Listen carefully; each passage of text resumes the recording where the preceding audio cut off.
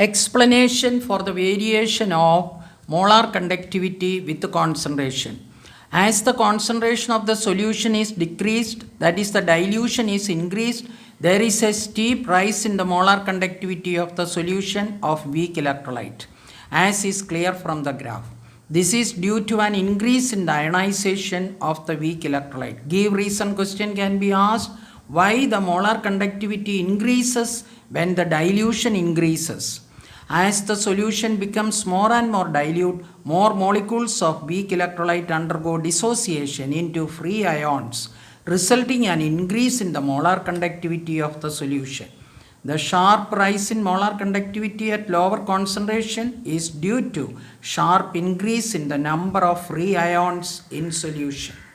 Kohlrausch's law. The law states that the molar conductivity at infinite dilution of an electrolyte is equal to the sum of the molar conductance of its cations and anions with each conductance term multiplied by the number of respective ions present in the formula unit of the electrolyte. If lambda plus at infinity and lambda minus infinity respectively represent the molar conductivities of the cations and anions of an electrolyte, then according to Kohlrausch's law, molar conductivity at infinite dilution is equal to mu plus lambda plus positive ions at infinity plus mu minus lambda minus ions at infinity, where mu plus and mu minus are respectively the number of cations and anions per formula unit of the electrolyte. For example, let us see, number of examples are given. I'll explain one or two. For hydrogen chloride, molar conductivity at infinite dilution of HCl can be written as lambda of H plus at infinity plus lambda of Cl minus at infinity. Similarly, for NaCl, molar conductivity at infinite dilution of NaCl is equal to lambda Na plus at infinity plus lambda Cl minus at infinity. The same way other three examples are given. Now, applications of Kohlrausch's law. Determination of molar conductivity at infinite dilution for weak electrolyte. For example, let us consider the case of acetic acid, which is a weak acid, which is a weak electrolyte.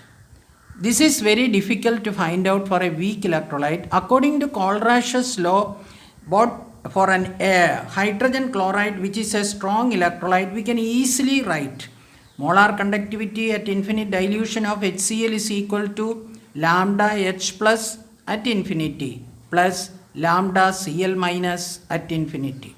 This is equation number 1.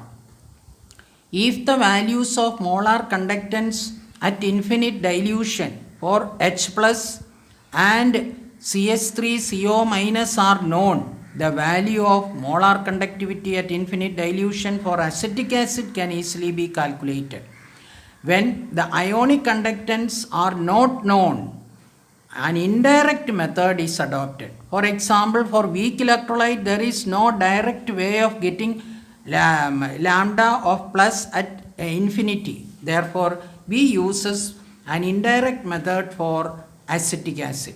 In this method, a series of strong electrolyte, for example 3, are chosen in such a way that the sum or the difference of their molar conductivity at infinite dilution value gives the molar conductivity at infinite dilution value of the weak electrolyte under consideration. For example, for the determination of molar conductivity at infinite dilution, the value of acetic acid, we take 3 strong electrolytes. One is HCl, the other one is sodium acetate, and the other one is NaCl, to determine their molar conductivity at infinity, the values. For example, all the molar conductivity at infinite dilution of the 3 electrolytes are given. HCl is given, sodium acetate is given, and NaCl is given. that is by adding their ions, that is the three equation, lambda H plus at infinity plus lambda Cl minus at infinity, and all this will help you to find out by adding the equation 1 and 2 and subtracting the equation 3, we get molar conductivity at infinite dilution of acetic acid. This is simply addition and subtraction. Similarly, for ammonium hydroxide can be determined knowing the value of molar conductivity at infinite dilution values for the strong electrolyte, three strong electrolytes, ammonium chloride, sodium hydroxide and sodium chloride, with the help of the following equation. Molar conductivity at infinite dilution of ammonium hydroxide is equal to molar conductivity at infinite dilution of ammonium chloride plus molar conductivity at infinite dilution of sodium hydroxide minus molar conductivity at infinite dilution of sodium chloride. Assignments are given.